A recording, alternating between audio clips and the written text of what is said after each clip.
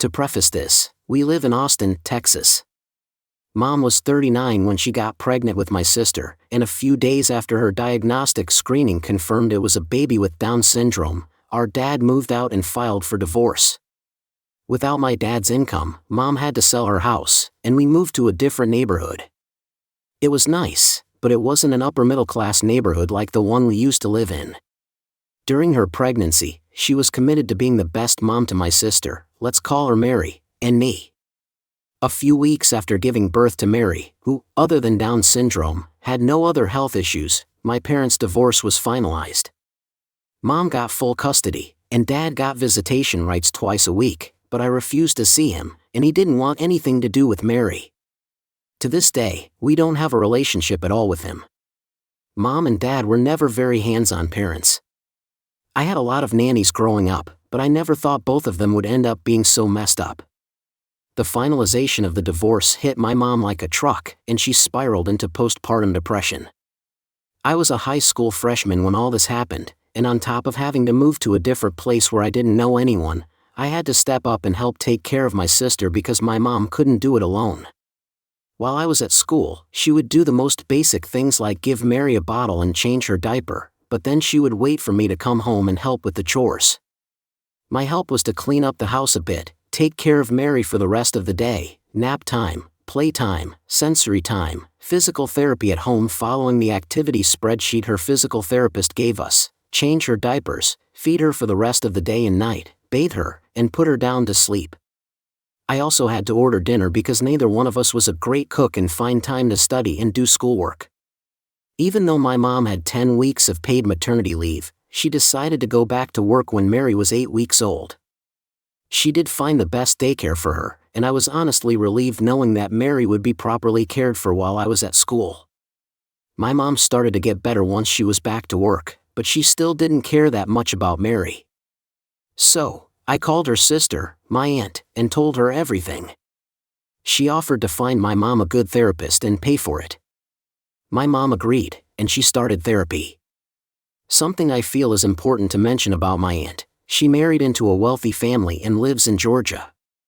She has 3 daughters and a son, ages 16, 20, 23, and 25, and she's very conservative. While she's never openly talked about Mary having Down syndrome, it's visible that she's bothered by it. She's especially bothered by the fact that my mom lost a good marriage and a good home because of Mary. She never calls for Mary's birthday, but she does wire me $200 to get her a present every single year. It's basically pity money to acknowledge that Mary exists, and that's it. I'm waiting for the day I'm financially stable enough to give her back all the freaking birthday money she sent us over the years.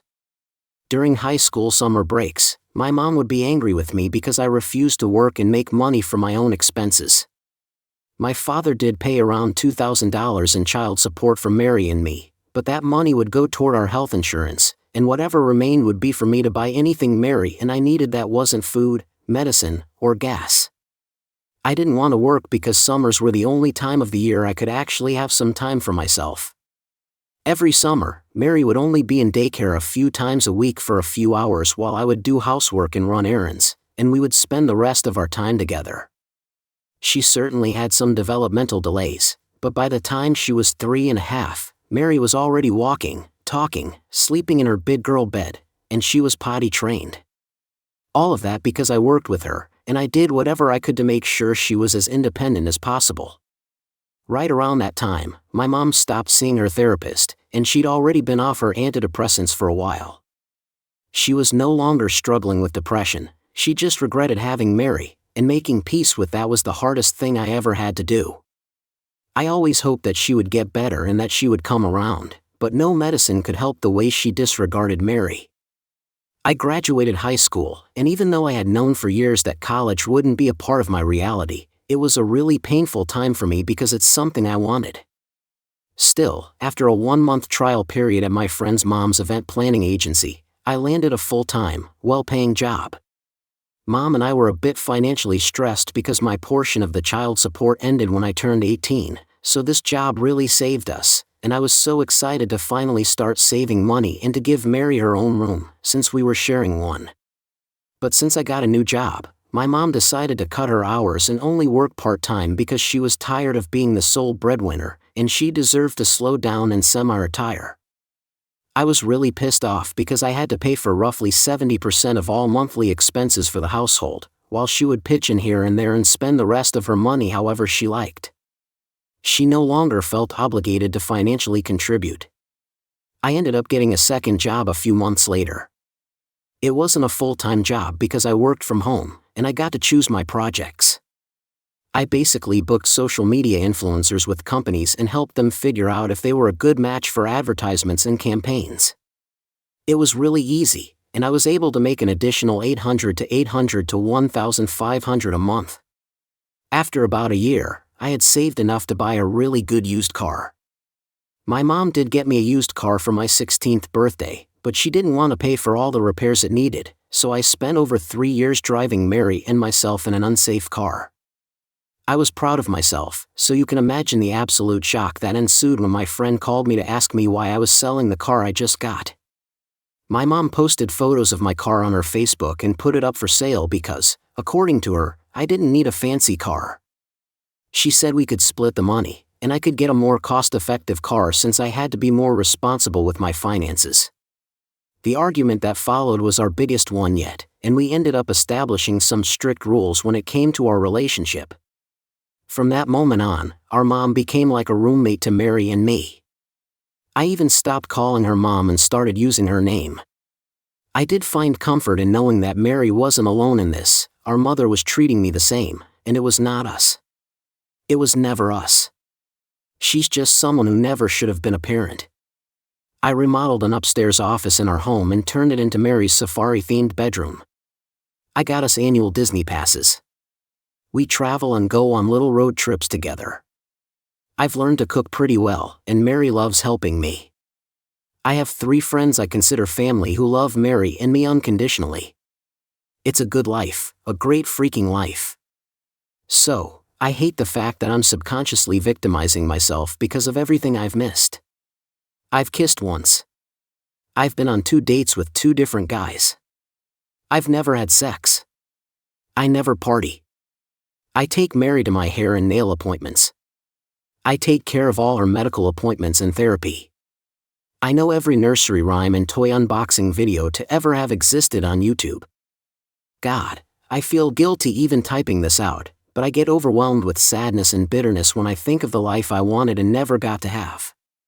I'm like a 50-year-old trapped in a 21-year-old girl's body, and it hurts even more when I hear how my mother compares me to my 20-year-old cousin who moved to Austin for college.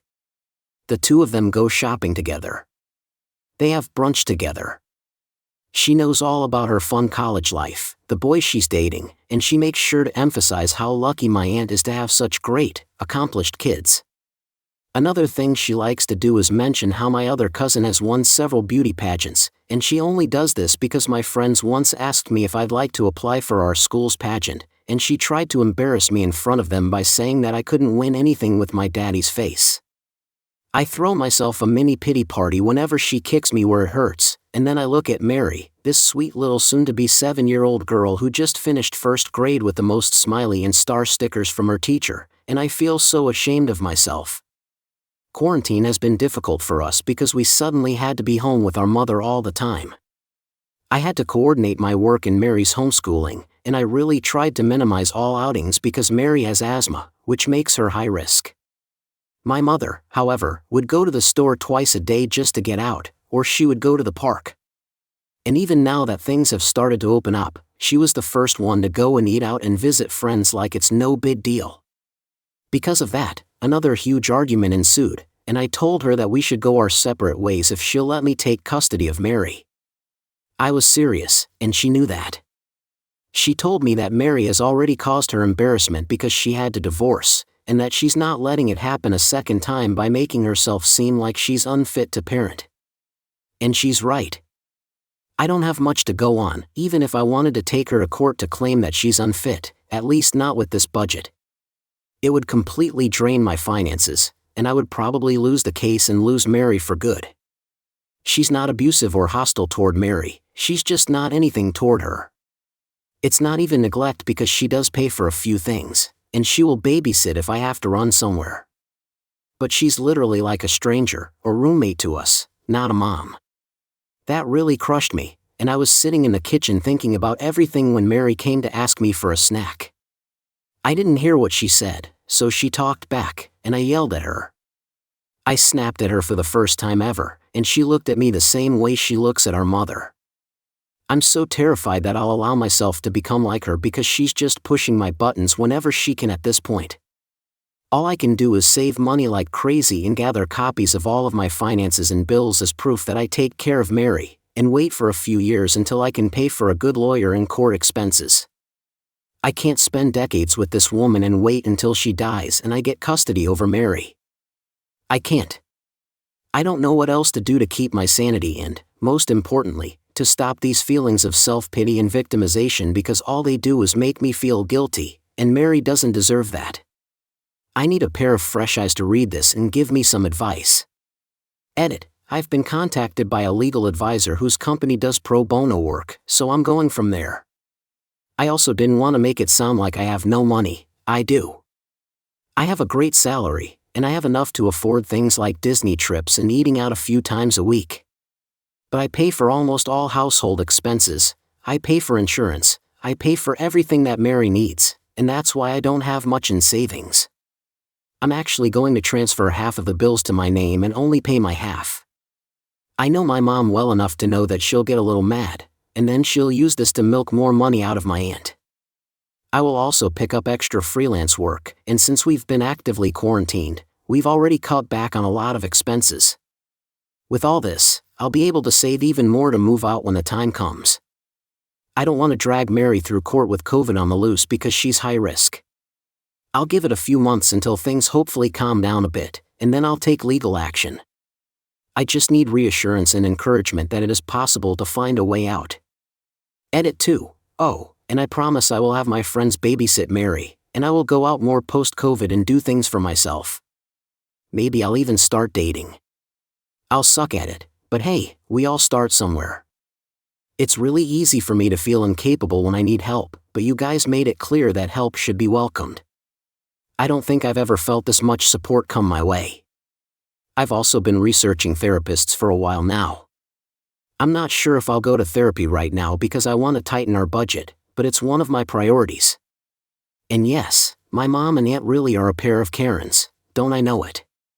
Update: Hey everyone, it's been about 1.5 years since I first posted here.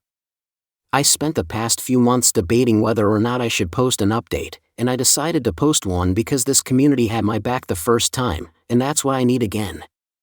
I need words of encouragement and support to help me get through my first Christmas without Mary. Last year, after posting here, I got in touch with a few kind individuals who helped me get free legal counseling. At the counseling, the attorney I was talking to thought it would be best to comb through my own life, fix whatever had to be fixed, and then proceed to legally petition for guardianship over Mary. He didn't think I had much to go on because, as I wrote earlier, my mom wasn't completely neglectful. She wasn't abusive, and she wasn't unfit to parent, she just had no problem dumping almost everything on me and using my love for Mary to manipulate me into not leaving. But he also thought that, even though it was probably going to be messy, I could win. The only major problem was the fact that I had to move out and leave Mary behind. Moving out meant I could prove that I could provide a good, safe, and stable home for Mary all on my own. So, at the end of July 2020, I did the hardest thing I'd ever done, and I moved out of our family home and into a 2-bedroom apartment, 1 bedroom for me and 1 bedroom for, hopefully, Mary. In that same week, I was laid off work at the event planning agency. I felt miserable and like I'd made the worst mistake of my life. My friends really saved me during that time with their emotional help and support because all I did was cry and worry about Mary. I had to gather all my strength to get over the paralyzing fear that started to consume me. I still had my side gig that became my main income, but I could never support the two of us with that, so on top of everything else, I started looking for another job. I got incredibly lucky with that. A company I had worked with previously had an opening in their PR team, and they hired me. All of this, from the day I moved out until the day I got another job, lasted about 3 weeks. During those 3 weeks, I would see Mary once a day for about an hour. Our mom allowed me to continue visiting her, and she was being weirdly calm through all this, which made me believe that she lawyered up and her odds were better than mine. I started reaching out to Mary's teachers, other parents I was on friendly terms with, her doctors, a few of her family members. I was basically looking for people who could support me in writing and let the court know that I was the one taking care of Mary. I also made copies of every document and receipt I had that could support my claim.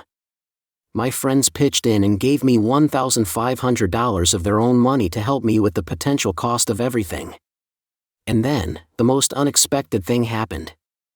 My mother called me and told me she would be willing to give up legal custody of Mary and petition to have it transferred to me. Those 4.5 weeks that she spent taking care of Mary all on her own were enough for her to realize that she didn't want that. She was never a mom to Mary, and she had no intention of becoming one. I think that realization hurt her deeply because, during those weeks, she did try, I could tell, and Mary, in fact, did tell me that Mom was nice to her. But that was not the life she wanted. And even though I was terrified that her mother would put Mary in a care facility after I moved out, I was happy that she admitted defeat to herself and did what was best for Mary. I felt like I could finally breathe. Things were going good. The whole legal process was a bit delayed due to COVID, but it didn't take too long. Mary moved in with me.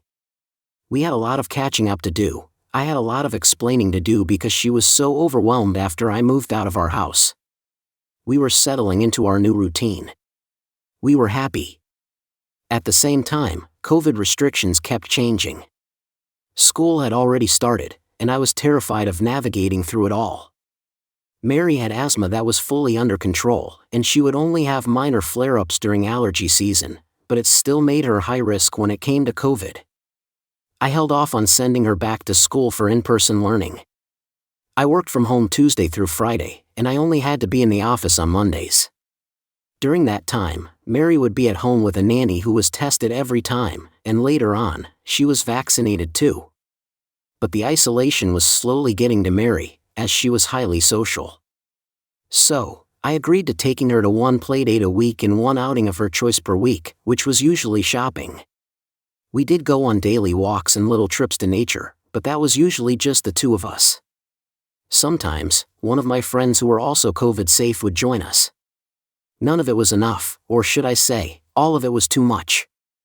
None of the precautions were enough, and all the little outings I decided to make possible for her were too much. I lost Mary to COVID in February of this year. One morning, she woke up with a fever, and I knew. Her symptoms developed rapidly. Her lungs lit up like a Christmas tree on the X-ray, and she was hospitalized on day 2. Of her hospital stay, she had to be put in an induced coma and placed on a ventilator. She was doing well for the first week, and then her blood pressure started dropping rapidly.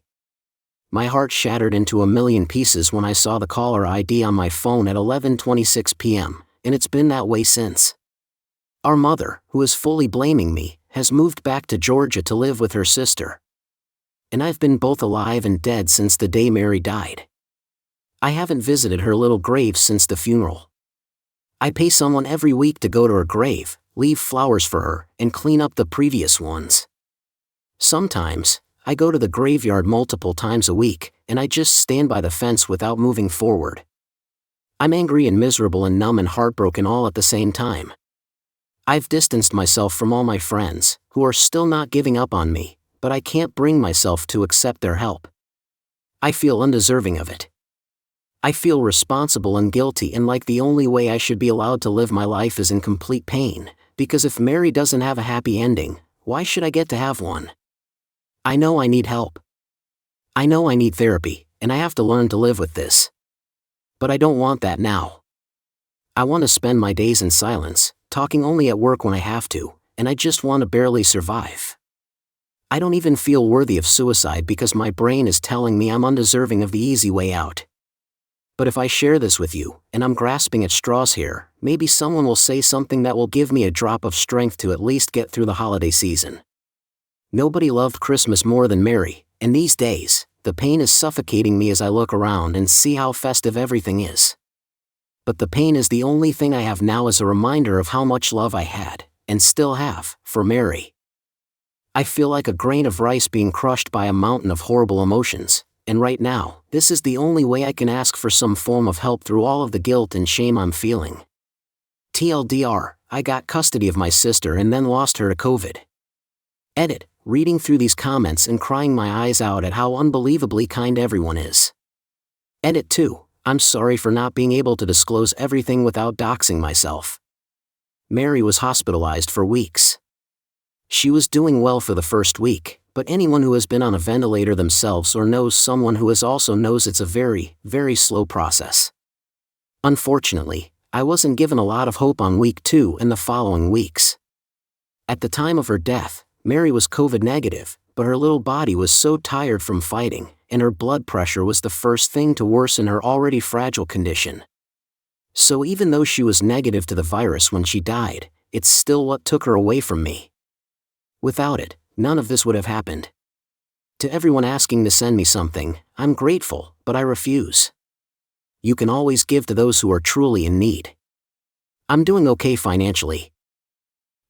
What would you do in this situation? Let us know in the comments. If this story had you on the edge of your seat, smash that like button and subscribe for more jaw-dropping family drama, shocking betrayals, and the revenge stories you won't believe.